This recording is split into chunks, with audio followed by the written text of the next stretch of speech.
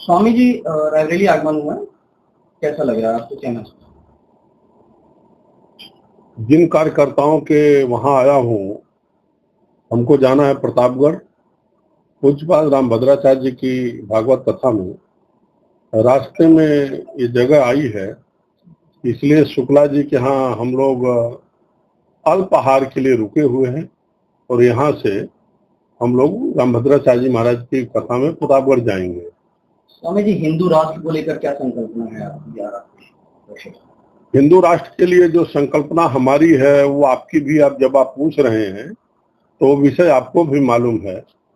हिंदू राष्ट्र बनाने के लिए सरकार जो कर रही उसे करने देना चाहिए, लेकिन हम सभी को, एक भी व्यक्ति को जातियों में बंटना नहीं चाहिए।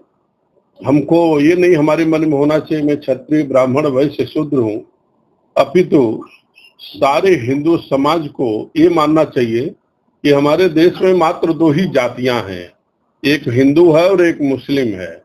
हिंदू जो है अपने सर्वधर्म की तरफ तो देखता है, लेकिन देश का मुस्लिम कभी भी हमको स्वीकारने के लिए तैयार नहीं है। इसलिए जैसे को तैसा देख करके मात्र दो ही जातियों को मानना चाहिए, एक हिंदू एक मुस्लिम। हमारे यहाँ कहा गया कि ईश्वर अल्लाह की जो 13 नाम सबको सन्मत दे भगवान, ये हिंदू तो मंदिरों में गाता है, हम तो गाते हैं, लेकिन क्या कोई देश का मुस्लिम अपने मस्जिद में गा सकता है? नहीं गाएगा।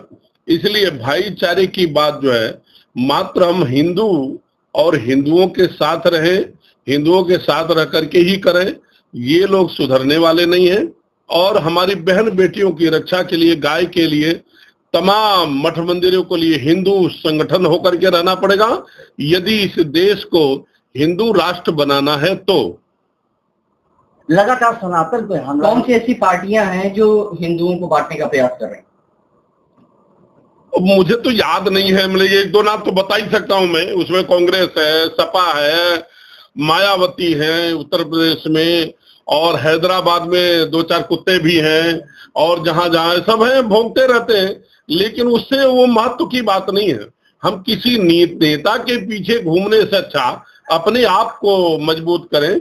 कर बहिया बले आप न छोड़ पराई आस, जाके आगन है नदी सो कस मरे प्यास। आपके यहाँ उत्तर प्रदेश में योगी जैसा मजबूत नेता है, हम देख रहे हैं। राम मंदिर निर्माण हम लोगों ने देखा, भारत के यशस्वी प्रधानमंत्री नरेंद्र भाई मोदी और उत्तर प्रदेश के यशस्वी मुख्यमंत्री योगी जी के अध्यक्षता में हिंदुओं के ऊपर 500 वर्षों का जो कलंक जैसा हम लोगों को बाबरी कलंक था वो गिरा, और हम लोगों को राम मंदिर का दर्शन हुआ। उसमें भी टीका टिप्पणी करने वाले हैं, उसकी परवाह छोड़ करके हम लोग एक बने, नेक बने, संगठित बने, और जो हिंदू विचारधारा के लोग हैं, हिंदू विचारधारा की पार्टियां हैं, हिंदू विचारधारा के नेता हैं, हिंदुत्व का काम करने वाले हैं, उनको सपोर्ट करना चाहिए। मीटिंग हुई थी जेपीसी को लेकर, जेपीसी में हंगामा हुआ था, चोट वोट भी लगी थी, बताते गाली गलौज, उसको किस नजरिए से देखें? पतिंगा जब मरता है तो ज्यादा छटपटाता है। ये वक्फ बोर्ड वाले जो हैं उनको पता है कि सही होगा, सही होना चाहिए। ये जो गलत ढंग से देश की जमीनें कब्जा कर लिए हैं, देश की संपत्ति कब्जा कर लिए हैं, वो अब देश के लोगों को मिलने जा रही है।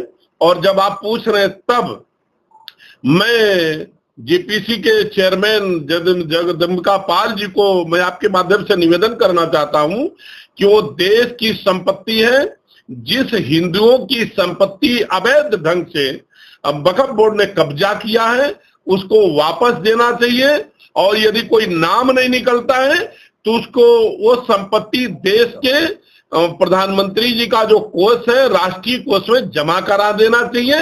ये फालतू है, हमारे देश का बंटवारा हुआ, एक पाकिस्तान बना, एक हिंदुस्तान बना, हिंदू भारत में रहे, मुसलमान कुछ पाकिस्तान गए। हमारे लाठी वाले बाबा ने तो कह दिया भाई जिसको यहाँ रहना वो यहाँ रह लीजिए, तो उस समय तो इनका कुछ था ही नहीं, तो वक्फ बोर्ड की इतनी संपत्ति आई कहाँ? मेरी यदि माने, मैंने तो जेपीसी को लेटर भी लिखा है, पूरी वक्फ बोर्ड जो बोर्ड है उसको ही समाप्त कर देना चाहिए, संपत्ति की बात ही जाना चाहिए, उसको हटा देना चाहिए और हिंदुओं को संपत्ति दे देना चाहिए जिनकी, मैं ये नहीं कहता हूं सबको दे देना चाहिए, जिनकी संपत्ति जहां पर है, जो रिकॉर्ड मिलते हैं उसके आधार पर संपत्ति हिंदुओं को दे देना चाहिए, बाकी की संपत्ति राष्ट्रीय कोष में समाहित कर लेना चाहिए।